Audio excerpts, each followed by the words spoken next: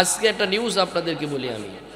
আজকে জুম্মার সময় এদেশের একজন ক্রীড়া সাংবাদিক বোঝেন তো, খেলাধুলো ক্রীড়া সাংবাদিক দেব চৌধুরী, আলহামদুলিল্লাহ ভাই আমার মুসলমান হয়েছে।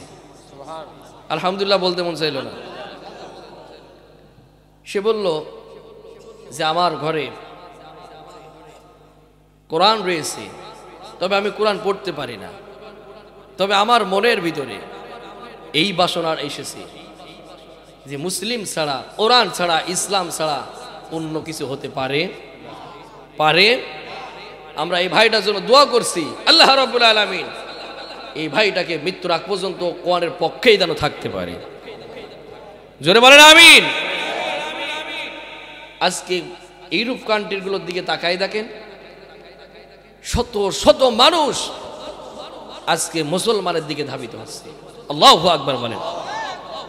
ইংল্যান্ডের প্রতিমন্ত্রী তিনি বলছেন, আমার দেশের যেভাবে মুসলমান হওয়া শুরু করেছে, এইভাবে যদি মুসলমান হওয়া শুরু করে, আগামী 10 বছরের ভিতরে এই ইংল্যান্ডকে ইসলামিক গণতন্ত্র দেশ বলে আমাদেরকে প্রচার করতে হতে পারে। সুবহানাল্লাহ কইতে মন চাইল না।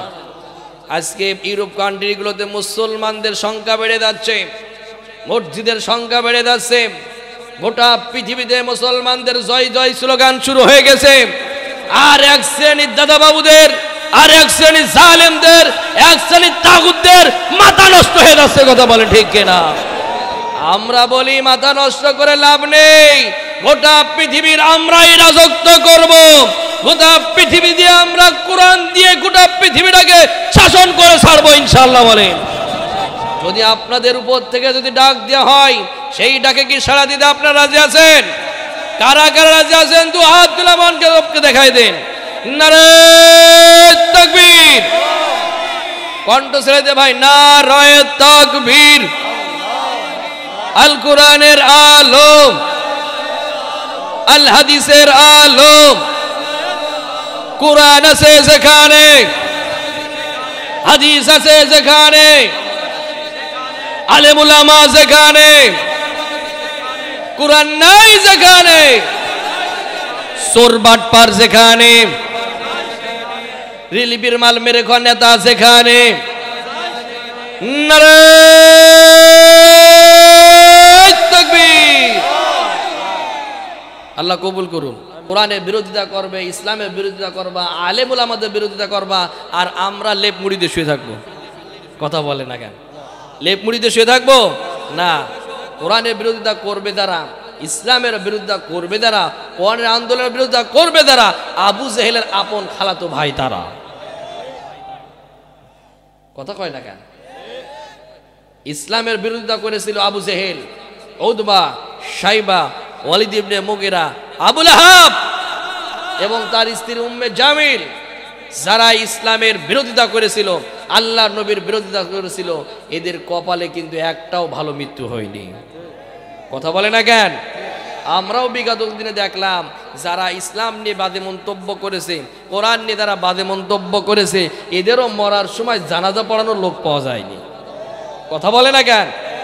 এবং দেখলাম যারা আলেমদের বিরোধিতা করেছিল, বিনা কারণে বিনা দোষে যে স্বৈরাচারী সরকার আমাদের কোরআনে পাখি আল্লামা সাঈদীকে ভুল চিকিৎসা দিয়ে দুনিয়া থেকে বিদায় করে দিয়েছে, আমাদের মাওলানা মতিউর রহমান নিজামীকে শহীদ করেছে, ইসলামী আন্দোলনের প্রথম সারিদেরকে যারা শহীদ করেছে, বিনা কারণে বিনা দোষে কত ভাইয়ের বুক খালি করে দিয়েছে, কত কুরাসে দিয়েছে, কত মায়ের বুক খালি করে দিয়েছে, সর্বশেষ দেখলাম নিজের দেশ পর্যন্ত তারা থাকতে পারেনি।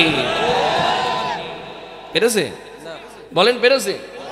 আল্লাহ রাব্বুল আলামিন বলেন, উলাইকাল্লাযীনা হাফিযাত আ'মালুহুম ফিদ দুনিয়া ওয়াল আখিরাত ওয়া মা লাহুম মিন নাসিরিন।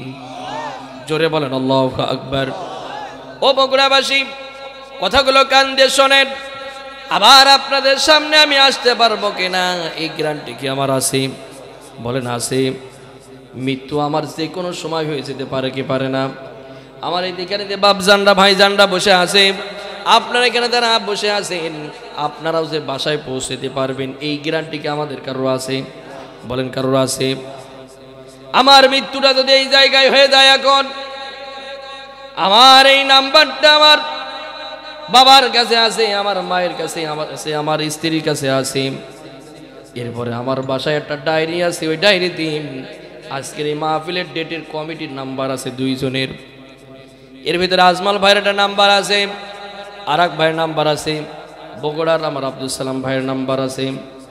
এরা যখন আমার বাবাকে ফোন দিয়ে বলবে, ডাক্তার সাহেব আপনার ছেলে মারা গিয়েছে এই জায়গায়, আমার লাশটা এই বগুড়াতে পড়ে থাকবে, আমার লাশ পড়ে থাকবে বগুড়াতে, আর আমার বাড়ি যাওয়ার আগে, বগুড়া থেকে বাড়ি যাওয়ার আগে আমার কবরটা খোসা হয়ে যাবে। কথা বলে না কেন? যখনই শুনবে আমার বাবা আমার ছেলে নাই, আর কান্নাকাটি করবে, মা কান্নাকাটি করবে, স্ত্রী কান্নাকাটি করবে, ভাইটা কান্নাকাটি করবে, আমার একটা মাত্র মেয়ে সেও কান্নাকাটি করবে আব্বা আব্বু বলে, সবাই কান্নাকাটি করবে। কিন্তু এর ভিতরেও আমার বাবা বলবে, আমার ছেলে বগুড়া থেকে আসবে, এসে যেন দেরি না হয়, কবরটা খুঁজে ফেলো, পানিটা গরম করে ফেলো। এই পানিটা গরম করে রাখবে, বাজার থেকে কাপড়ের কাপড় চলে আসবে। তার মানে বোঝা গেল দুনিয়াতে আমি আছি, সব কিছু আছে, দুনিয়া থেকে চলে যাব, আমার কিছু থাকবে না। আমার এখান থেকে বাড়িতে যাওয়ার মাত্রই সাথে সাথে আমার গোসল দিয়ে সাদা কাপড়ে জড়াইয়া চিরতরের মতো আমার বিদায় করে দেবে। ও বগুড়াবাসী, আপনাদেরকে আমি উদাত্ত আহ্বান করে বলে যাই, শোনেন, আবার আগামীতে আপনাদের সামনে আমি আসতে পারবো কিনা এই গ্যারান্টি নাই, তবে সেই কথাগুলো বলছি, জীবন থাকা পর্যন্ত কোরআনের বিপক্ষে, আলেমদের বিপক্ষে কখনোই আপনারা যাবেন না। কথা কয় না কেন? রাজি আছেন? রাজি আছেন? বিশেষ করে আমার যুবক ভাইদেরকে বলবো, যুবকরা তোমরাই হলে আগামী দিনের ভবিষ্যৎ, তোমরা ভালো থাকলে ভালো থাকবে আমার লাল সবুজের পতাকার বাংলাদেশ, আর যদি তোমরা বেলাইনে চলে যাও ভালো থাকবে না আমার লাল সবুজের পতাকার বাংলাদেশ। এই জন্য তোমাদেরকে আমি উদাত্ত আহ্বান করে বলবো, এই যৌবন কালটা ইসলামের পক্ষেই তোমার কাটানো লাগবে। কথা বলে না কেন?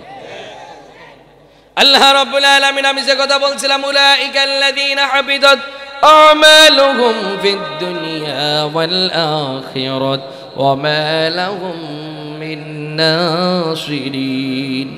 আল্লাহ পাক বলেন, বগুড়াবাসী কান খাড়া করেন, আল্লাহ পাক বলেন, যারা দুনিয়ার উপরে মানুষের উপরে জুলুম নির্যাতন যারা করেছে, মানুষকে যারা কষ্ট দিয়েছে, মানুষকে যারা একটার পর একটা ষড়যন্ত্র করে হত্যা করেছে, ফাঁসিতে ঝুলাইছে, আমার আল্লাহ রাব্বুল আলামিন বলেন তাদেরকে দুনিয়া এবং আখিরাতে 2 জায়গায় অপমানিত করা হবে। এই কথা কার? জোরে বলেন কার?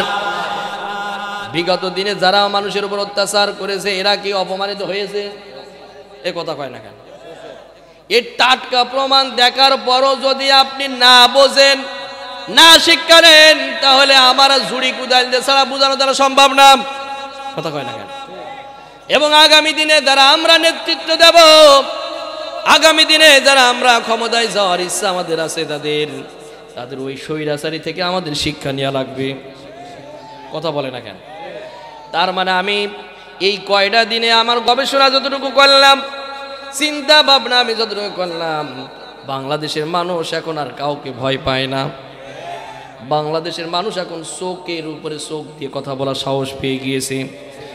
স্বৈরাচারী যারাই হবে, মানুষের উপরে অত্যাচার যারাই করবে, মানুষের উপরে যারাই খারাপ ভাবে ব্যবহার করবে, তাদের উপরেই মানুষ আবার করাও হবে।